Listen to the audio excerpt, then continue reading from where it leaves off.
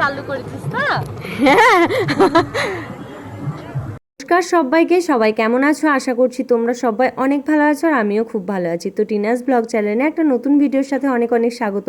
দিনটা ছিল শিবরাত্রির দিন আর আমরা এখন সবাই মিলে যাচ্ছি রামনগর ঘাটের উদ্দেশ্যে। যখন যাচ্ছিলাম তখন বাজছিল প্রায় 2টোর দিকে, আর আসার ব্যাক করব কখন সেটা জানি না। সবাই দেখো চলে যাচ্ছিল, আমি ওকে এটাই বলছিলাম যে আমরা কখন আসবো।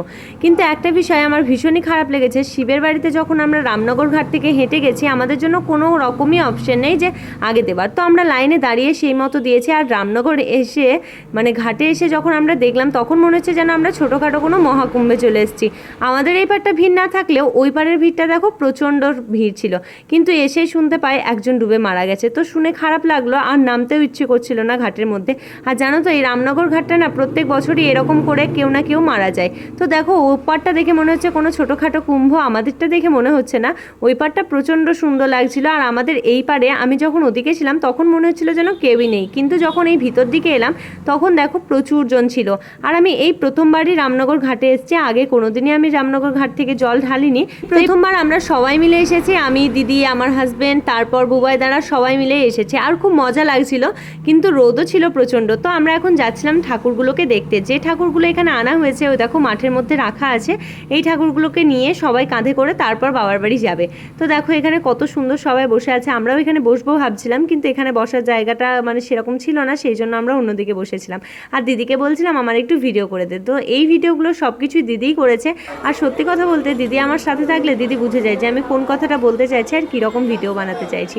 তো দেখো এখানে দাঁড়িয়ে আছে আর একজন বাঁক নিয়ে না প্রচণ্ড জোরে শব্দ করতে করতে আসছিলো, আর এত সুন্দর লাগছিল। ওই সুরের তালে তালে মনে হচ্ছিল যেন ওই যে হর হর মহাদেব ওই কথাটা উচ্চারণ হচ্ছিল।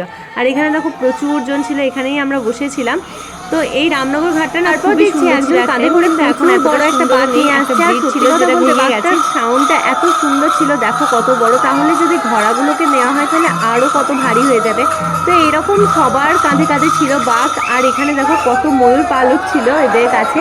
তো ভাবলাম যে চাইবো, কিন্তু না চাইলাম না। আর এখানেও একটা শিব মন্দির ছিল, এখানে সবাই জল ঢালছিল, কিন্তু আমরা আর এখানে ঢালিনি, বাবার কাছে প্রণাম করে চলে এসেছি।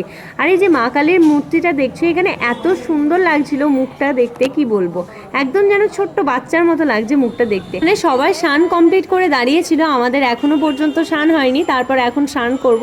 আর পুরো ভিডিওটা তোমরা দেখতে থাকো। বাজে হচ্ছে 4:30, আর 4:30টার সময় আমরা এখন যাচ্ছি স্নান করতে। আর ওরা কোথায় বসে আছে জানি না, যেতে মানে এখান থেকে রামনগর ঘাট থেকে আমাদের শক্তিপুর প্রায় 14-15 কিলোমিটার।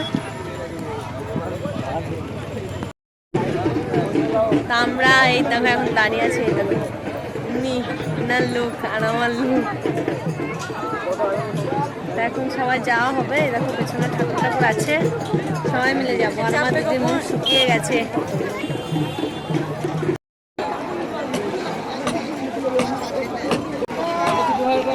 বিজারে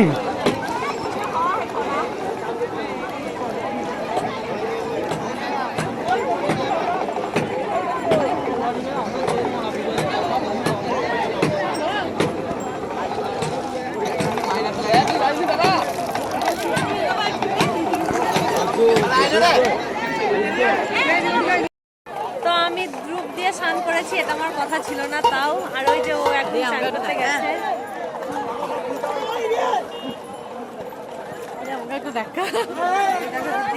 আর এই দেখো আমি আর সবাই দেখো এখন স্নান করছে।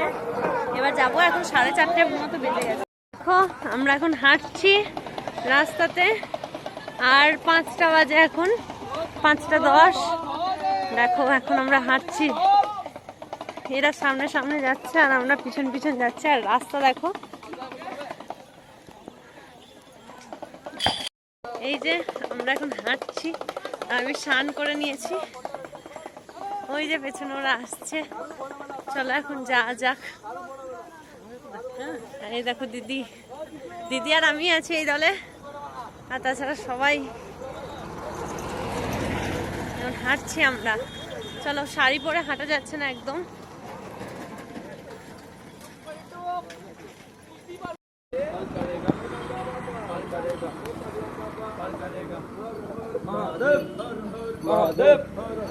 আমরা মেলার কাছে পৌঁছে গেছি। যখন পৌঁছেছি তখন বাজছিল প্রায় 8টা, আর আমরা যখন ওখান থেকে বেরিয়েছি তখন 5টা, মানে পুরো 5টা 7 এরকম কিছু বাজছিল।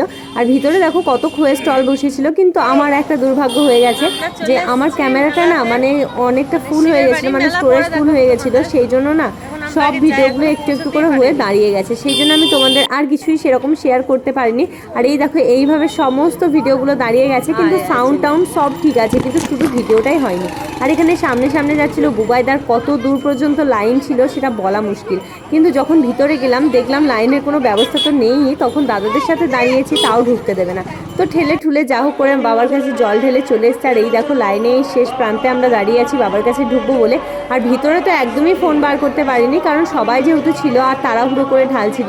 আমি তোমাদের পরের কোনো ভিডিওতে বাবার ছবি দেখিয়ে দেবো। তো চলো এখন জল ঢেলে নিই। আর যতটুকু ভিডিও তোমাদের সাথে শেয়ার করলাম আমার কাছে ঠিক ততটুকুই ছিল। আর লাইনে দেখো দাঁড়িয়ে আছি আমরা কত দূর লাইনে, আর শেষ পর্যন্ত আমরা জল ঢেলে একদম বাইরে চলে এসেছি। আমি আরও ভিডিও করেছিলাম, সেগুলো আমি আর তোমাদের সাথে শেয়ার করতে পারছি না।